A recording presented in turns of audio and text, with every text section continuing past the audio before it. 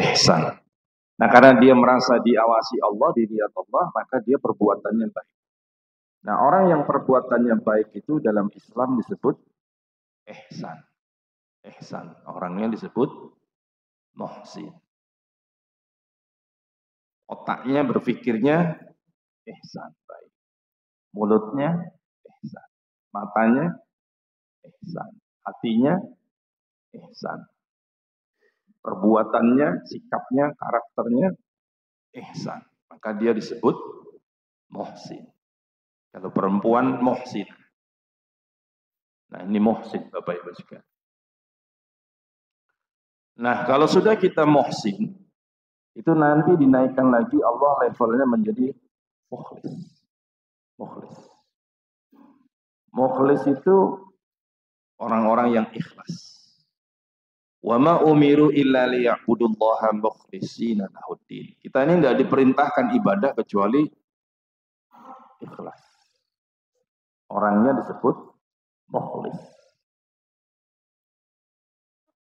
Jadi tidak cukup di ihsan saja, tapi naik lagi menjadi mukhlis.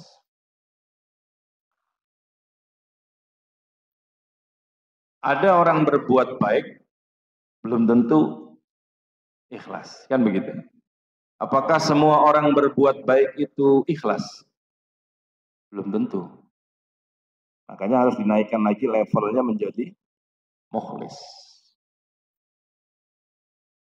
Ada di TV itu saya lihat ngasih genset ke masjid, ngasih hambal. Ya kan, begitu tidak kepilih jadi dewan, diambilnya lagi yang gensetnya itu. Diambil. Nah, itu namanya ihsan, tapi belum ikhlas. Ya. Nah, mukhlis itu adalah orang yang ikhlas. Dia tidak nyari popularitas, dia tidak nyari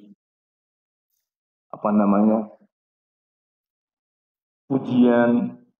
Yang dia cari hanya Allah. Ridho Allah, namanya mukhlis. Nah, kalau sudah muslim, mukmin, muhsin, mukhlis, nah baru yang paling tinggi namanya muttaqi. La'allakum tattaqun. Tinggi. Nah, ini Bapak Ibu sekalian. Puasa Ramadan itu bukan sekedar nyari pahala, nyari surga, bukan. Ya. Puasa Ramadan itu ingin meningkatkan dari titik mukmin menjadi muhsin. Makanya ayatnya itu yang dipanggil ya ayyuhallazina amanu, hai orang-orang yang beriman. Bukan ya ayyuhallazina aslamu, hai orang-orang yang Islam. Bukan.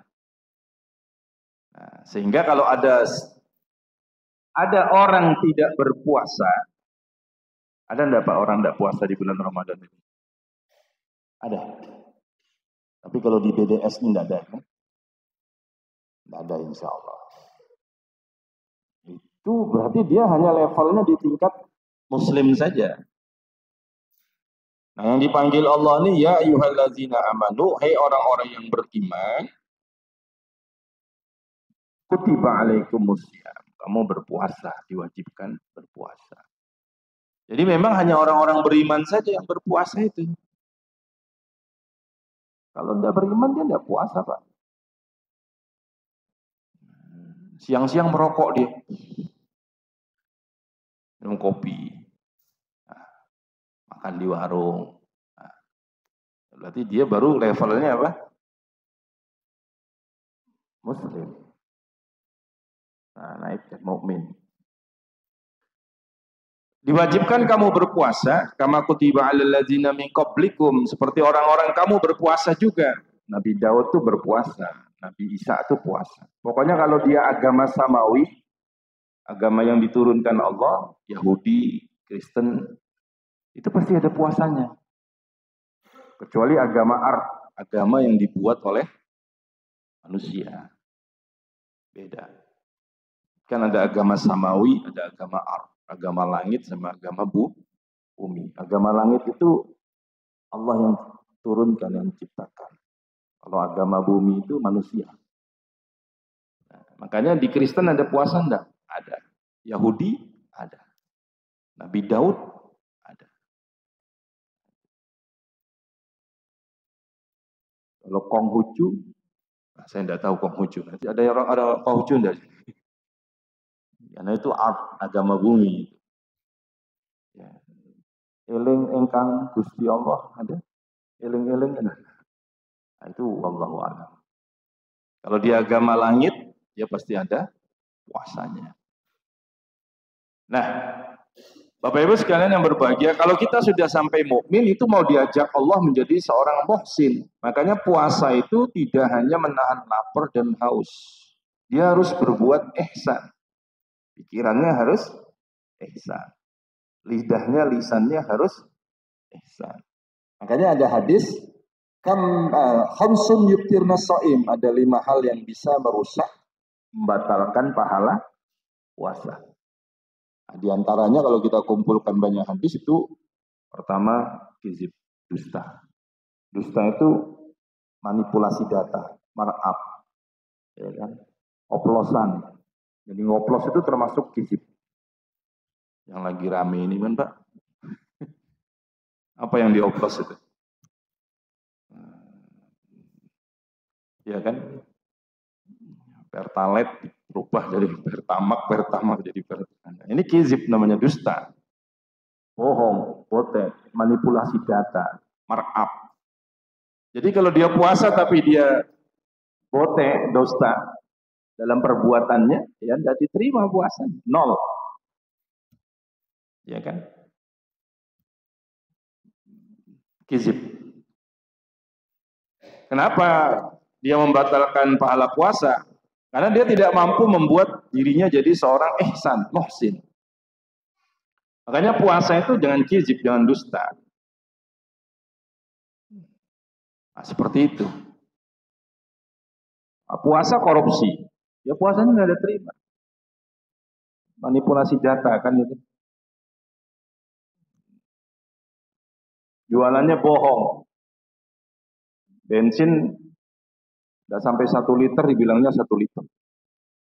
Itu dusta. Gula 1 kilo berapa on? 10 on. Dijualnya 8 on. Nah itu kizib. Puasanya batal pahalanya. Gitu. Gibah itu apa? Gosip. Menceritakan aib orang lain. Ya kan? Kemudian apa lagi kata Nabi? Kata Nabi, namimah. Namimah itu apa? Provokator, adu domba, bikin resah. Dia bukan mendamaikan tapi dia menghancurkan. Kesana ngomong lain, kesini ngomong lain. Itu namanya namimah, provokator. Dia puasa tapi tidak bisa nahan lidahnya untuk membuat kerusakan. Hoak, bikin berita-berita hoak. Nah, itu namanya puasanya tidak ada nilainya. Ya. Kemudian apa lagi? Al-yaminul kazib. Dia sumpah palsu. Bersaksi palsu dia. Ini sebetulnya bukan tanahnya dia. Tapi dia patok, baru dia bersaksi. Nah, itu kan berbahaya. Balikpapan ini kan paling banyak kasus tanah, Pak. Kalau memang bukan punya kita, jangan kita miliki. Kita hati-hati Pak, bersaksi palsu itu. Kita tahu ini bukan kebenaran, tapi kita bersaksi bahwa itu benar. Maka itu tidak ada nilainya puasanya. Kemudian an-nazul bis-sahwat. Tidak bisa menjaga mata. Apalagi zaman sekarang ini kan, ini bisa ngantarkan ke surga, bisa ngantarkan ke neraka. Saya membuka jadwal Ramadan saja, yang keluar wanita seksi Pak di sini. Banyaknya iklannya wanita-wanita yang seksi itu. Mau dilihat berdosa, tidak dilihat. Ya tidak apa-apa, tidak dilihat. Nah ini, rambut dia bulan puasa tapi dia browsing terus yang tidak karu-karuan. Ya, puasanya tidak ada artinya. Tidak bernilai. Kenapa? Karena dia tidak mampu menjaga ihsan. Nah puasa itu mengantarkan orang berbuat ihsan. Nah kalau sudah berbuat ihsan, matanya ihsan, pikirannya ihsan, hatinya ihsan, perilakunya ihsan, maka dia dinaikkan level lagi sama Allah menjadi mukhlis. Nah, mukhlis itu apa? Ikhlas.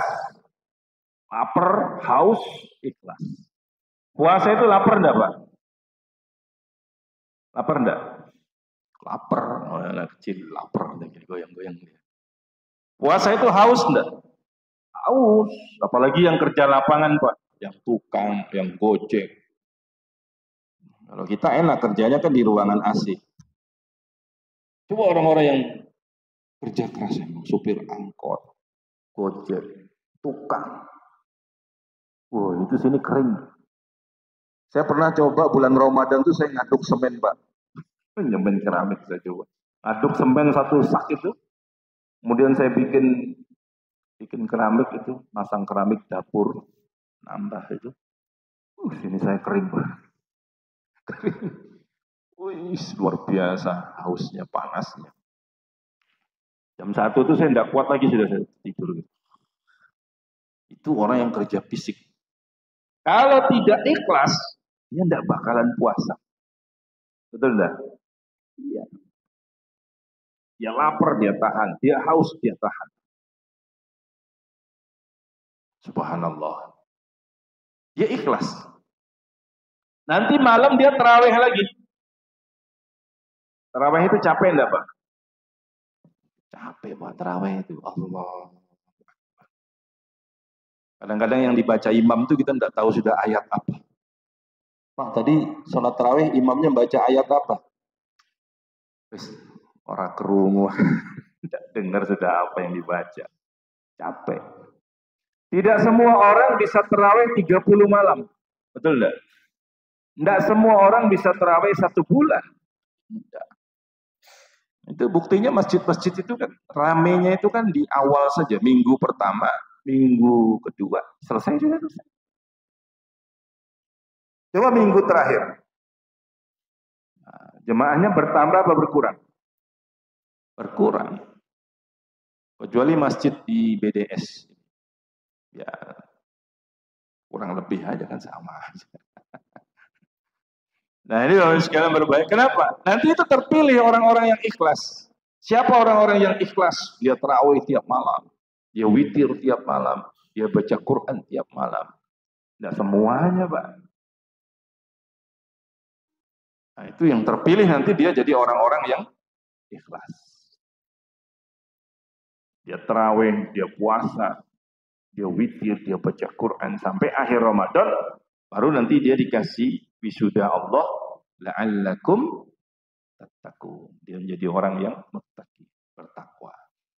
Nah, kalau dia sudah bertakwa, levelnya high, level tinggi, maka kata Allah apa? Wa may yattaqillaha yaj'al lahu makhraja. Aku kasih dia makhraja.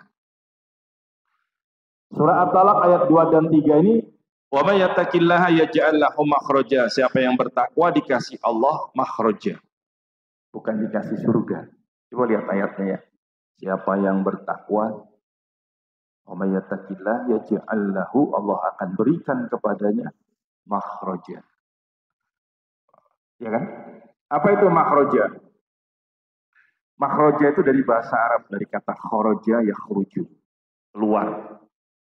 Kalau kita belajar tajwid itu sa, sin, shin, zal, zai, jim, itu namanya makhraj, makhrajul huruf, tempat keluarnya huruf. Nah, makhraja itu apa? Kalau bahasa psikologinya itu problem solving, kemampuan orang, kecerdasan seseorang menyelesaikan problem, masalah. Itu namanya makhraja. Jadi yang dikasih Allah bagi orang yang bertakwa itu kemampuan kecerdasan dia untuk menyelesaikan problem, masalah.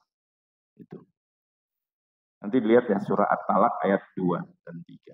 Wa may yattaqillaha yaj'al lahu makhraja. Siapa yang high level takwa, dia dikasih makhraja. Makhraja itu penting, makhraja itu mahal, Pak. Hidup ini perlu makhraj. Ya, Bapak ya, Ibu punya masalah enggak? Punya, Pak ya. Masalah suami istri, suami, anak-anak, ekonomi, pekerjaan. Cuma ada orang yang punya masalah kecil, hilang, dikasih jalan keluar oleh Allah. Punya masalah besar jadi kecil jadi hilang. Tapi ada orang punya masalah kecil jadi besar tambah besar. Ada orang suaminya diborgol, baru disimbur bensin, baru ya Pak, dibakar. Istri bakar suami. Ada enggak kasus di televisi itu? Banyak. Kenapa dia bakar suaminya? Dia punya masalah tidak bisa diselesaikan. Iya kan? Apa masalahnya suaminya itu? Suaminya suka judi online. Bapak pernah buka slot judi online? Belum ya? Enggak usah dibuka. Dia punya masalah, suaminya tuh suka judi online. Nggak bisa nyelesaikan. Muyak si istri ini, diborgol suaminya, simbur bensin, dibakar. Coba orang kalau nggak punya masalah. Kalau orang punya masalah, nggak jalan keluar gitu. Saya baca berita juga, ada bapak tuh bunuh anaknya 4 orang. 4 orang anaknya tuh satu-satu dicekik. Mati itu 4 orang anak tuh. Istrinya dipukul-pukul, dianiaya, KDRT. Sampai masuk rumah sakit. Loh, harimau jahat aja nggak pernah bunuh anaknya. Tapi orang kalau jahat, nggak punya jalan keluar, buntu otaknya. Kenapa? Ya karena di PHK, yang biasanya dapat pekerjaan, dapat duit, dia harus tidak punya itu semua, dia puyeng kan? Buntu otaknya, tidak ada makhrajanya. Akhirnya dibunuh anaknya, dianiaya istrinya. Iya kan? Tidak ada jalan keluar, buntu. Nah itu namanya tidak dikasih makhraja. Makhraja. Wa may yattaqillaha yaj'al lahu makhraja. Jadi makhraja itu harganya mahal, kemampuan orang menyelesaikan problem. Kita ini punya masalah, banyak masalahnya, tapi kita dapat solusi. Nah itu. Itu yang sering saya sampaikan di Balikpapan ini 4.600 orang nikah di 6 kecamatan itu. Barat, timur, utara, selatan, kota, tengah. Itu kan 4.600 di data di KUA itu teman-teman saya itu. Tapi data perceraiannya di pengajuan cerai di pengadilan agama itu kan bisa sampai 2.500 Pak setahun itu. Ya, dari Balikpapan ini, kalau Bapak nyari janda banyak. Ya, problemnya kan problem keluarga. Apakah mereka itu yang cerai itu faktor ekonomi? Tidak juga, Pak. Tidak juga. Apakah yang cerai itu karena istrinya tidak cantik? Tidak juga. Malah cantik-cantik itu, Pak. Apa suaminya tidak punya pekerjaan? Tidak juga. Dia tidak mampu menyelesaikan problem. Ada suami istri itu kan gugat cerai gara-gara remote TV saja. Suaminya mau nonton bola, istrinya mau nonton sinetron. Berantem dia. Marah istrinya, marah suaminya, dilempar pakai remote tuh kan, bengkak sini. Ajukan gugat cerai, ya selesai. Ya kan? Banyak kasus, Pak. Belum lagi orang tua yang menghadapi anaknya tidak mau puasa, tidak mau sholat, bandel, guys, kasus banyak. Belum lagi suaminya yang mau kawin lagi, Pak. Udah pensiun mau kawin lagi. Itu ada kasus-kasus itu, Pak. Belum lagi yang istrinya lari sama pacarnya dulu karena main sosmed, Facebookan dan lain sebagainya. Kan saya sering didatangi orang itu. minta pendapat, minta nasihat. Ya, saya nasihati aja. Kalau suami ibu kawin lagi, ya ibu kawin aja lagi. Selesai kan? Wa may yattaqillaha yaj'al lahu makhraja. Siapa yang bertakwa dikasih makhraj. Makhraj itu mahal. Baru kemudian wa yarzuqu min haitsu la yahtasib. Maka dia kasih rezeki yang tidak terduga, unpredictable. Ada rezeki yang tidak terduga dan tak terhingga. Ada rezeki yang memang itu rezeki pokok. Kita bisa makan, bisa minum, bisa hidup, ada udara, oksigen. Itu namanya rezeki yang sudah dijamin oleh Allah. Tapi dalam Islam ada juga namanya rezeki yang unpredictable. Yaitu yaj'al lahu makhraja wa yarzuqhu min haitsu la yahtasib. Nah, kalau Bapak kita ingin mendapatkan makhraja dan rezeki yang tak terduga itu, maka kuncinya adalah tinggikan level kita. Kita ini punya masalah, punya problem, susah hidup itu karena level kita masih di muslim itu, Pak. Belum sampai naik ke muttaqin. Nah, puasa ini mengantarkan kita menjadi orang-orang yang high level tadi, muttaqin. La'allakum tattaqun. Gitu. Itulah nilai filosofisnya puasa, Bapak Ibu sekalian. Mudah-mudahan Bapak Ibu semua menjadi orang-orang yang takwa. Sehingga akan diberi Allah makhraja dan rezeki yang tak terduga dan tak terhingga. Mungkin ini sebagai kultum subuh. Mungkin kalau ada yang mau ditanyakan, mau didiskusikan, monggo. Billahi taufik wal hidayah. Wassalamualaikum warahmatullahi wabarakatuh. Bapak Ibu ada yang mau bertanya? Mau nambahkan juga boleh. Ya. Bebas saja.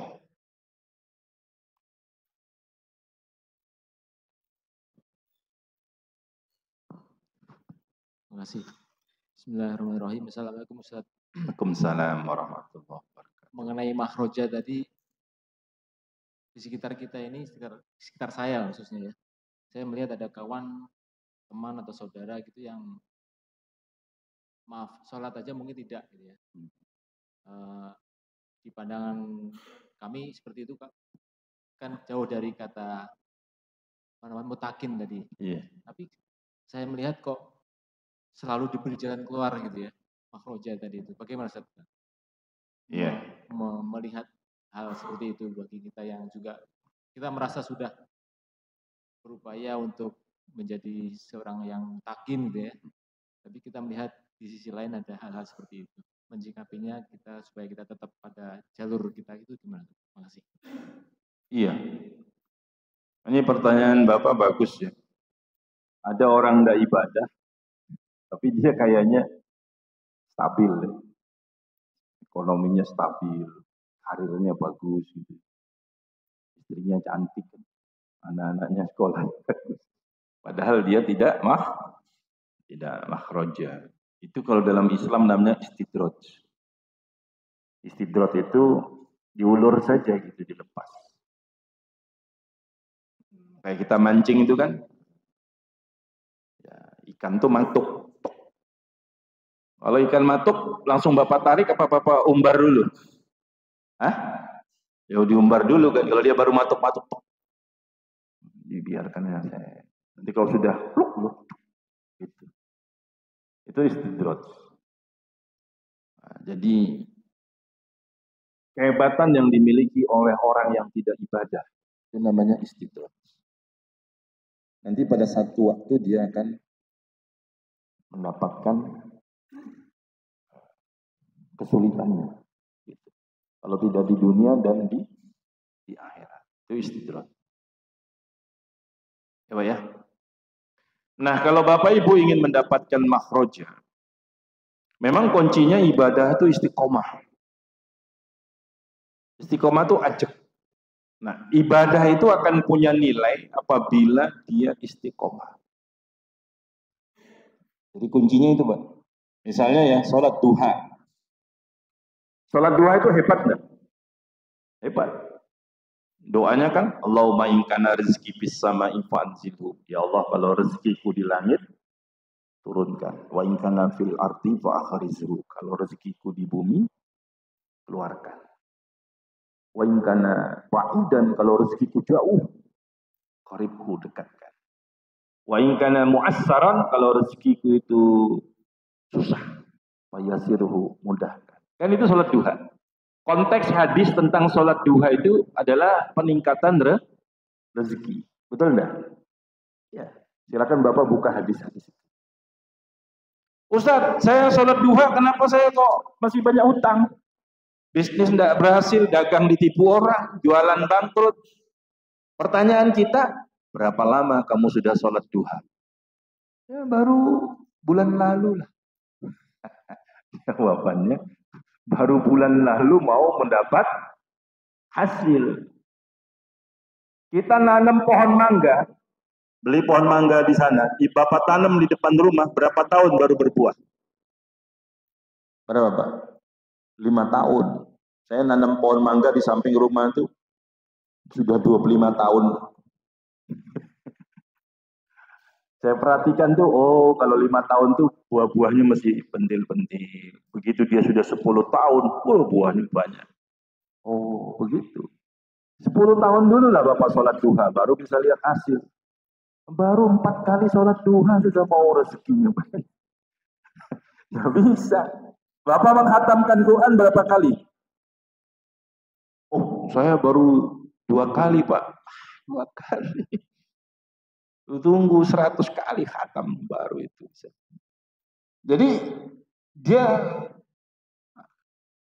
di istiqomah itu. Makanya ada orang mendapatkan kelebihan ma'unah dari Allah karena dia rajin puasa Senin Kamis. Berapa lama Bapak puasa Senin Kamis? Bulan Januari kemarin 2025 baru mulai. Ya nanti dulu. Ya. Baca Quran berapa lama? Zikir berapa lama? Nah, itu keistiqomahan kita itulah nanti yang dinilai Allah akan memberikan hasil. Begitu ya Pak? Jadi seperti itu. Itu kalau pandangan kita lihat aja. Ada orang tidak ibadah tapi hidupnya tenang, senang. Itu hanya fata morgana. Di dalamnya juga rapuh tuh Pak. Nah, coba Bapak lihat. Ini direktur Pertamina yang ditangkap ini kan itu juga kayaknya karirnya bagus, duitnya banyak, sekalinya masalah kan? Iya. Berapa triliun yang diambilnya? Jadi seperti itu. Jadi kelihatannya aja orang. Nah kalau seorang mukmin, seorang muttaqin, dia antara fisik dan psikisnya dia imbang. Gitu. Jadi seperti itu. Kan orang tidak bisa dilihat dari fisiknya. Apakah orang yang rumahnya bertingkat 2, mobilnya Toyota, antenanya parabola, kursinya sofa, tempat tidurnya Alga, kulkasnya Toshiba, HP-nya Nokia, sendalnya Bata, istrinya 2. Apa itu bahagia? Belum tentu, itu bisa saja kredit semua. Iya kan? Jadi seperti itu. Paham ya Pak ya? Sementara Bapak mungkin rajin ibadah ya gini-gini aja. Nah, pertanyaannya berapa lama sudah ibadah? Gitu. Berapa lama? Sholat duhanya berapa lama? Tahajudnya berapa lama? Baca Qur'annya berapa kali khatam? Gitu. Gitu. Ada yang lain? Masih ada waktu sedikit.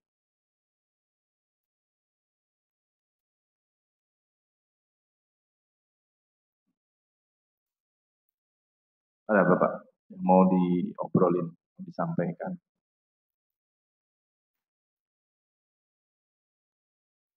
Tidak ada ya? Tidak ada, kita berdoa. Alhamdulillahirabbil alamin. Allahumma shalli ala sayyidina Muhammad wa ali Muhammad. Allahumma inna nas'aluka ridhoka wal jannah. Ya Allah, kami mohon ridho dan surga-Mu. Wa na'udzubika min sakhatika wan nar. kami berlindung dari marah dan neraka-Mu. Allahumma innaka afuun karim. Ya Allah, sesungguhnya Engkau Maha Pemaaf lagi Maha Mulia. Tuhibbul afwa fa'fu anna. Engkau mencintai kemaafan. Engkau senang sama orang-orang yang pemaaf. Fa'fu anna. Maafkanlah kami, ya Allah. Rabbana atina fid dunya hasanah wa fil akhirati hasanah wa qina azabannar. Ya Allah, anugerahkan kami kebahagiaan hidup di dunia ini. Anugerahkan kami kebahagiaan hidup di akhirat kelak, ya Allah. Ya Allah, jadikanlah kami dengan puasa ini orang-orang yang bertakwa. Sehingga Engkau memberikan kami makhraja dan rezeki yang tak terduga dan tak terhingga. Wassallallahu ala sayyidina Muhammad. Sampaikan salawat dan salam kami kepada Nabi Muhammad sallallahu alaihi wasallam, para sahabatnya, para keluarganya, dan para pengikutnya yang setia. Subhana rabbika rabbil izzati amma yasifun. Wassalamun alal mursalin. Walhamdulillahi rabbil alamin. Taqabbalallahu minkum. Mohon maaf lahir batin. Terima kasih. Subhanakallahumma wa bihamdik. Asyhadu an la ilaha illa anta astaghfiruka wa atubu ilaik. Wassalamualaikum warahmatullahi wabarakatuh.